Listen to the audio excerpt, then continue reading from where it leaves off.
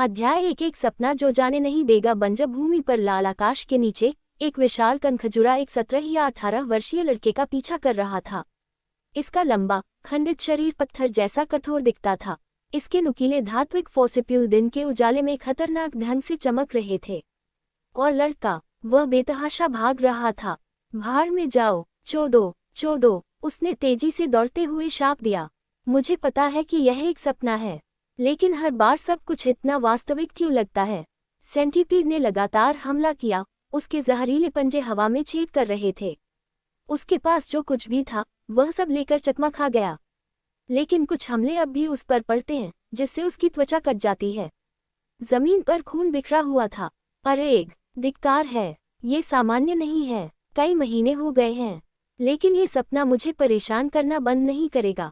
वह दौड़ता रहा, उसकी सहनशक्ति तेजी से खत्म हो रही थी। फिर अचानक उसके शरीर ने उसे विफल कर दिया। एक पंजा उसकी पीठ में घुस गया। उसकी नोक खून की बौछार करते हुए उसकी छाती से बाहर निकल गई। बकवास, सच में दर्द होता है। वह जमीन पर गिर पड़ा। कनखजूरा पूरा नहीं हुआ था।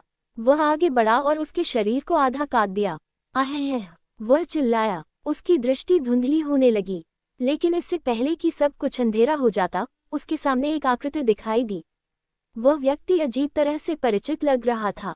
हालांकि उसे याद नहीं आ रहा था कि उसने उसे कहाँ देखा था। कई महीनों में ये पहली बार था कि कोई व्यक्ति मरने से पहले इस दुस्वप्न में आया था। तुम कब तक सोने की योजना बना रहे हो, लोगन? पहले ही जागो, इससे पहले कि तुम फिर से सब कुछ खो दो। आकृति बोली। क्या लॉग कौन है? इससे पहले कि वह अपना विचार पूरा कर पाता, अंधेरे ने उसे निगल लिया। Leon, Leon, Leon. वह लड़का जो बंजर जमीन पर दौड़ रहा था, अचानक कक्षा के बीच में जाग गया। उसके मुंह से लार टपक रही थी। लियोन, तुम पूरी कक्षा के दौरान सोते रहे। अगर यही सब करने की तुम्हारी योजना है तो यहाँ क्यों आए? लियोन ने धीरे से अपना सिर डेस्क से उठाया। उसकी धुंधली दृष्टि धीरे धीरे साफ हो गई। उसे सामने अध्यापक खड़े दिखाई दिए। वह लियोन को घूर कर देख रहा था। उसके आसपास के अन्य छात्र हंस रहे थे और बड़बड़ा रहे थे, जैसे कि वे कोई कॉमेडी शो देख रहे हों। ये फिर वही सोता हुआ बंदर है, उनमें से एक ने मजाक उड़ाया। अपनी ओर देखो, शिक्षक ने चिल्लाने से बचने की भरपूर कोशिश करते हुए कहा। अंतिम परीक्षा से पहले केवल 1 महीना बचा है, और आप क्या करते हैं? सो जाओ, सो जाओ और सो जाओ। छात्र हंस पड़े। अगर आप इसे जारी रखते हैं तो आपको एक छोटी सी दुकान पर सेल्समैन की नौकरी भी नहीं मिलेगी। टीचर ने गुस्से से कहा। उसे सोने दो सर, पीछे से एक लड़के ने मजाक उड़ाते हुए कहा। वह और क्या कर सकता है? हाँ, वह 18 साल का हो चुका है, लेकिन न तो वह पढ़ाई में अच्छा है, न ही उसमें कोई जादुई आकर्षण जगा है। कक्षा फिर से हंसी से गूंज उठी। प्रत्येक शब्द लियोन के सीने में गहराई तक उतर गया, लेकिन उन्हें इससे कोई फर्क नहीं पड़ा। लियोन ने न तो कोई विरोध किया और न ही गुस्सा हुआ, जैसे कि उसे पहले से ही इसकी आदत हो। शिक्षक ने आह भरी। वह कोशिश भी नहीं कर रहा है, उसने सोचा। वह केवल सोता है। एक क्षण बाद शिक्षक वापस पाठ की ओर मुड़े। ठीक है विद्यार्थियों, कक्षा में वापस। जैसा कि मैं कह रहा था, 200 साल पहले पृथ्वी पूरी तरह से बदल गई। जो स्थान कभी जीवन से भरे थे वे अब खाली हो गए हैं, और यह सब उन द्वारों के कारण है। उनमें से राक्षस निकलने लगे और हमारे जीवन को इस तरह रौंदने लगे। शिक्षक जो भी चर्चा कर रहे थे वह सामान्य ज्ञान जैसा लग रहा था। फिर भी यह हर किसी की आंखों में उत्साह जगाने में असफल नहीं हुआ। शिक्षक ने जारी रखा, लेकिन राक्षस हमारे जीवन में द्वारों द्वारा लाए गए एकमात्र बदलाव नहीं थे। द्वार एक अजीब मायाजाल का उत्सर्जन करते हैं। इससे पृथ्वी पर जीवित प्राणियों की विशेषताएं बदल गईं।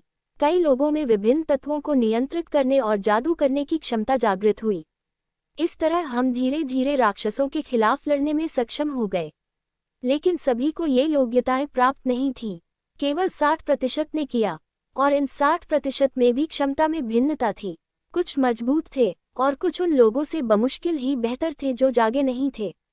आप सभी उन स्तरों को जानते हैं जो यह निर्धारित करते हैं कि कोई जागृत व्यक्ति कितना मजबूत है। F वर्ग सबसे निचली रैंकिंग है और S वर्ग उच्चतम है।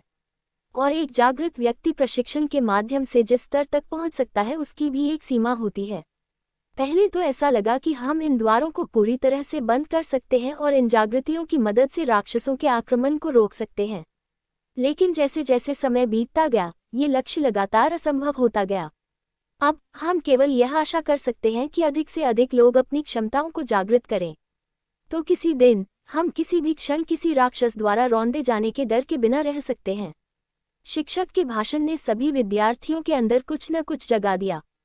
मजबूत बनने और मानवता की मदद करने की इच्छा। एक ऐसा व्यक्ति बनना जिसके अन्य लोग आदर करें, जैसे टेलीविजन पर हीरो और एमसी। जल्द ही कक्षा समाप्त हो गई। आज के लिए बस इतना ही विद्यार्थियों। अपना होमवर्क पूरा करना मत भूलना। ये कहते हुए वह दरवाजे की ओर चलने लगा, लेकिन बीच में ही रुक गया। वैसे फाइनल केवल 1 महीने दूर है। आप में से जो लोग सैन्य प्रशिक्षण शिविर के लिए आवेदन करना चाहते हैं, उन्हें इस समय का बेहतर उपयोग करना चाहिए। ग्रेड के अलावा प्रवेश परीक्षा उत्तीर्ण करने के लिए आपको कम से कम F क्लास नाइट होना चाहिए। सुनिश्चित करें कि आपको ये याद है। शिक्षक उन अंतिम शब्दों के साथ चले गए। छात्र खड़े होकर आपस में बातें करते और हंसते रहे। जब वे लियोन के पास से गुजरे तो कुछ लोगों ने तिरस्कारपूर्वक हंसी उड़ाई। लियोन बैठा रहा, वह थका हुआ लग रहा था।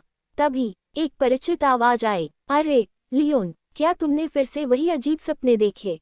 क्योंकि तुम एक गड़बड़ की तरह दिख रहे हो। लियोन ने ऊपर देखा, यह उसका एक मित्र हेनरी था। लियोन ने सिर हिलाया, हाँ, ये फिर से वही बंजर भूमि थी और कनखजूरा। शायद आपको डॉक्टर के पास जाना चाहिए, हेनरी ने कहा। हाँ, मुझे पता है। एक ही सपना बार बार आना निश्चित रूप से सामान्य बात नहीं है। और सपने के दौरान मुझे पता होता है कि मैं सपना देख रहा हूँ। क्या यह अजीब नहीं है? क्या मुझे सपने के बारे में पता नहीं होना चाहिए? ये डरावना लगता है, हेनरी ने कहा। आप पहले से ही पढ़ाई में संघर्ष कर रहे हैं। आप पिछले सेमेस्टर में फेल हो गए थे। आपके पास कोई जादुई क्षमता भी नहीं है। अगर ऐसा ही चलता रहा तो मुझे लगता है कि आपकी हालत और भी खराब हो जाएगी। वह एक पल के लिए रुका, फिर बोला, क्या रहेगा अगर हम बाद में वीडियो गेम खेलें? इससे आपको आराम करने में मदद मिल सकती है। नहीं, मुझे लगता है मैं घर जा रहा हूँ। पहले से ही, यह अभी भी जल्दी है। कम से कम मेरे साथ कैफेटेरिया में आओ। यदि आप खेल के मूड में नहीं हैं तो एक कोल्ड ड्रिंक मदद कर सकती है। मुझे लगता है कि मैं इसे भी पास कर लूँगा। मैं आज बहुत थका हुआ महसूस कर रहा हूँ। ठीक है, हेनरी ने कहा, अगर आप यही चाहते हैं। लेकिन डॉक्टर को दिखाना न भूलें। हाँ, मैं। इसके साथ ही हेनरी उठ खड़ा हुआ और लियोन को अकेला छोड़कर कक्षा से बाहर चला गया। लियोन ने अपना सामान पैक किया और बाहर चला गया। बाहर वह धीरे धीरे सड़क से नीचे घर की ओर चला गया। वह आदमी कौन था? चलते समय लियोन को आश्चर्य हुआ। उसे इतना परिचित क्यों महसूस हुआ?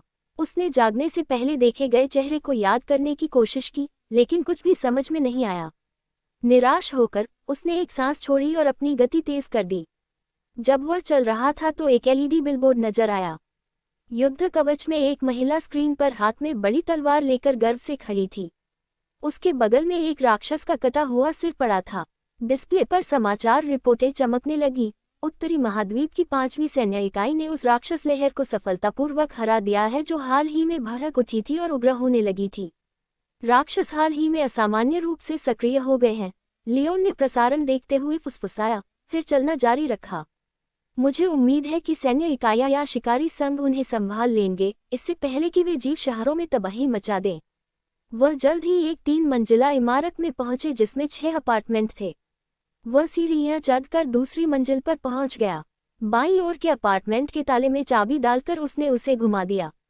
क्लिक करें, दरवाजा खुल गया। लियोन अंदर चला गया और चारों ओर देखा। वह अभी तक घर पर नहीं है। मैं भी थोड़ा प्रशिक्षण ले सकता हूँ। हो सकता है कि किसी दिन अगर मैं इसी तरह प्रशिक्षण लेता रहूं तो मुझमें एक क्षमता जागृत हो जाएगी। उसने एक थकी हुई हंसी छोड़ी क्योंकि उसे खुद उन शब्दों पर विश्वास नहीं था।